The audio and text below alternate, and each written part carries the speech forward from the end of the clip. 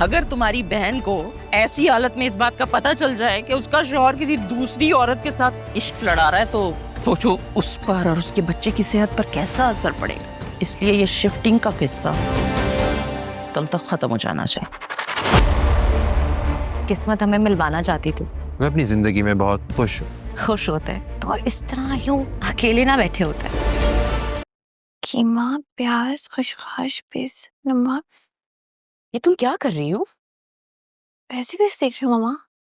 खाना पकाना तो सीखना ही पड़ेगा। क्यों? तुमने क्यों खाना बनाना है? इस घर में नौकरों की फौज कम है क्या? मामा आपने तो कहा था कि ज़रियुन की पसंद नापसंद का ख्याल रखूं।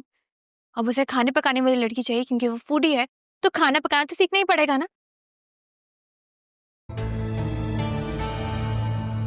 और वो जो लड़की है रहा वो उसके साथ उसके दफ्तरों में घूमती रहे। मामा ये ऑफिस मेरे बस की बात नहीं है। और जहां तक रही बात ज़रियुन की ना, तो आप ये बात क्यों भूल जाती है कि वो हम दोनों का कजन है। हम दोनों का नहीं, सिर्फ तुम्हारा। वो सिर्फ तुम्हारा कजन है। और रही बात उस राह की बच्ची की, तो उसकी हकीकत मैं तुम्हें बता चुकी हूँ। बार बार बताऊं? मुझे नहीं जाननी हकीकत। मैं बस ये जानती हूँ कि मुझे ऑफिस में नहीं जाना। ठीक है, तो ये काम आप राहा को करने दीजिए। अल्लाह, मैंने तुमसे बड़ी बेवकूफ लड़की कोई नहीं देखी। तुम्हारी माँ यहाँ पे बैठ के तुम्हारे लिए ख्वाब देखती है और तुम मेरे ख्वाबों को कोई इंपॉर्टेंस नहीं देती। मुझे नहीं लगता तुम मेरा कोई ख्वाब पूरा करने दोगी। और जिसे तुम अपनी बेस्ट फ्रेंड कहती हो ना, वो कोई तुम्हारी बेस्ट फ्रेंड नहीं है। इनफैक्ट वो तुम्हारी एनिमी है, दुश्मन है वो तुम्हारी। हर चीज पे उसने तुम्हारी नजर रखी हुई है, चाहे तुम्हारे लिए कोई अच्छा रिश्ता हो, चाहे तुम्हारी एजुकेशन हो या कोई और चीज हो।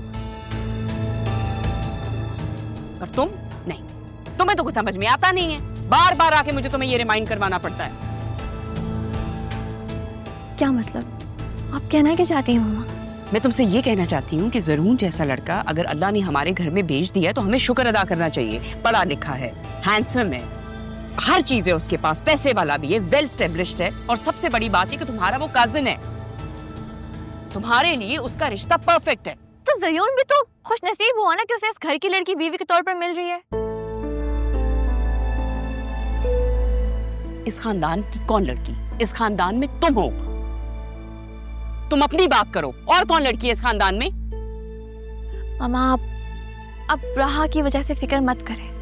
मैंने पूछा था उससे, उसने मुझे खुद कहा है कि उसे ज़रियुन में कोई दिलचस्पी नहीं है। मुझे सिर्फ इस बात का डर है कि जिस तरह से वो हंसते खेलते हैं ना, कि राहा ही उससे शादी ना कर ले। मम्मा आप ज़रियुन के नेचर को नहीं जानती हैं। वो हर किसी से ऐसे ही बात करता है। मैं क्या करूं? हर वक्त उस पर सर्वेलेंस कैमरा लगा कर रखूं? लगा लो, इसमें क्या है? नजर नहीं रख सकती उस पे? तुम्हें पता होना चाहिए वो कहाँ जाता है, कहाँ से आता है, क्या खाता है, क्या पसंद है। सब चीजें पता करो। अगर उसे पसंद करती हो ना, तो उसमें इंटरेस्ट लो।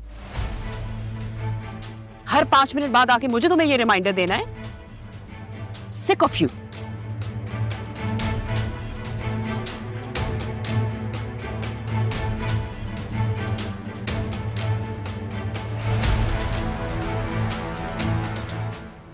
हमने वहाँ आगे से लेफ्ट लेना है ना? हाँ। वाह भाई, इतने से दिनों में इतनी अच्छी प्रैक्टिस हो गई है ना? बतूल भी उस दिन बहुत शॉक्ड हो गई थी कि मुझे कैसे इतने जल्दी रास्ते समझ में आ गए यार। कुछ ऐसा है जो समझ में ना आया हो?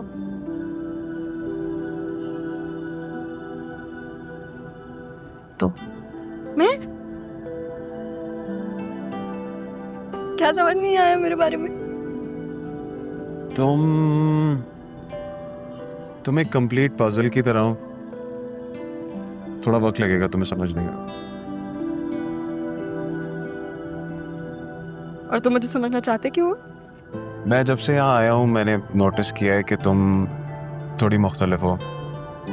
सबके बीच में रहते हुए भी थोड़ी सी अकेले हो। ऐसा बहुत कुछ है तुम्हारे अंदर जो तुम एक्सप्रेस करना चाहती हो लेकिन करते नहीं हो, है ना? और कोई ऐसा है भी जिसे तुम पसंद करते हो लेकिन तुम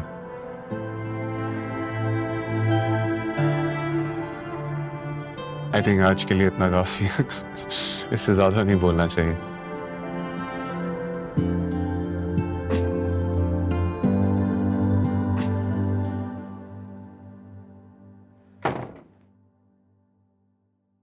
अरे वाह, आज इतना बन ठन के कहाँ जाने का इरादा है? बच्चों के रिजल्ट्स हैं आज। तो इसमें कौन सी नई बात है? क्यों, बच्चों का रिजल्ट रोजाना आता है? और तुम मुझ पे आज इतनी तवज्जो क्यों दे रहे हो? बीवी, तवज्जो तो मैं हर वक्त देता हूँ, नजर भी रखता हूँ, बस मैं ही तुम्हें नजर कभी नहीं आता। तुम ना घर ना बैठा करो। अरे ये तो देखे भाले लगते हैं ना, अम्मा के हैं ना? हाँ तो अम्मा का है। अब वो कब्र में सोने के बुंदे पहन के लेटेंगी, कोई तो पहनेगा ना।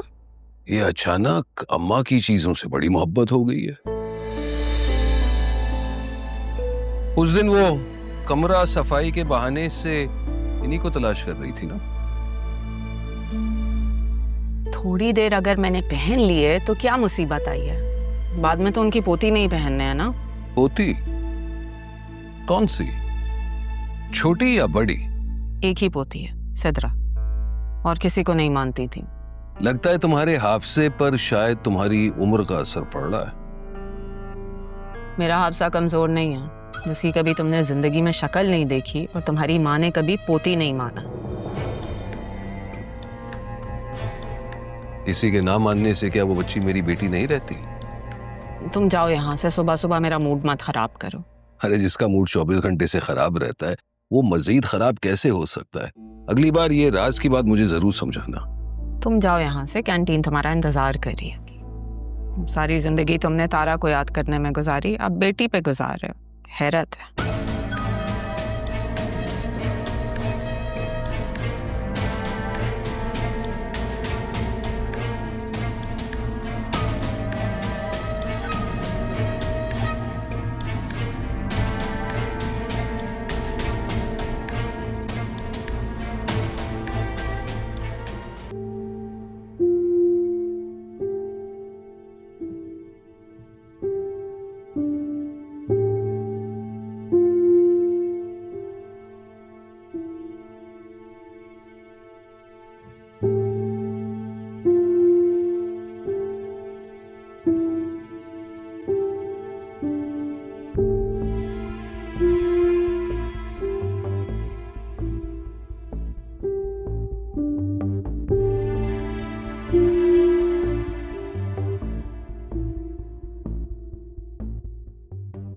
जन्नून और मेरी बात कितनी कम हुई है। मुझे ऐसे कैसे जज कर सकता है? उसे कैसे पता चला उन बातों का जो मैं बतूल से भी छुपाती हूँ?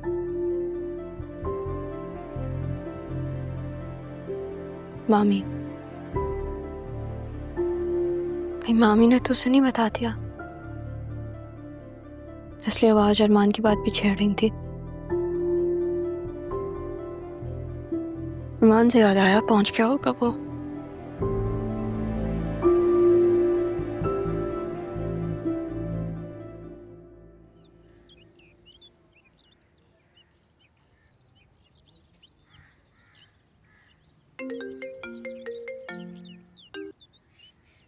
पहुंच गया हूं मैं। सवाल तो पूछने देते, पहले ही जवाब दे दिया। आपको और आपके सवालों को अच्छी तरह जानता हूँ, रहा भी। अच्छा, तो अभी क्या कर रहे हो? बस कुछ देर पहले ही पहुंचा हूँ, थोड़ी देर में एक सेशन है, उसके लिए तैयार होने जा रहा हूँ। वाह भाई, पहुंचते ही काम शुरू कर दिया आपने मिस्टर असिस्टेंट कमिश्नर साहब। जी बिल्कुल। अच्छा, एक बात पूछूं? कहो। मिस कर रही हैं मुझे आप? हेलो, आवाज आ रही है? हाँ हाँ, मैं मिस कर रही थी। अच्छा, मतलब जो मैं महसूस कर रहा हूँ उसका एहसास आपको भी होने लगा? कुछ दिन में बहुत नहीं बदल गए तुम। पहले कुछ नहीं कहते थे, अब बहुत कुछ कह रहे हो। चलो मैं बाद में बात करती हूँ तुमसे। हाँ, अरे राहा,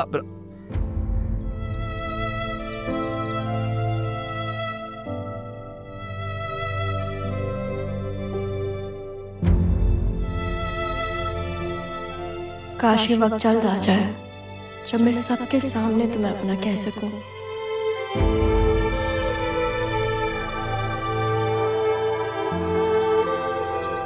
तुम्हें कैसे बताऊं राहा कि यहाँ आकर ही तो मुझे एहसास हुआ कि तुम्हारे बगैर मैं ज्यादा देर अकेला नहीं रह सकता। कब ये सेशन खत्म हो मैं उड़कर तुम्हारे पास आ जाऊं और तुम्हें सबके सामने तुमसे ही मांग लूं।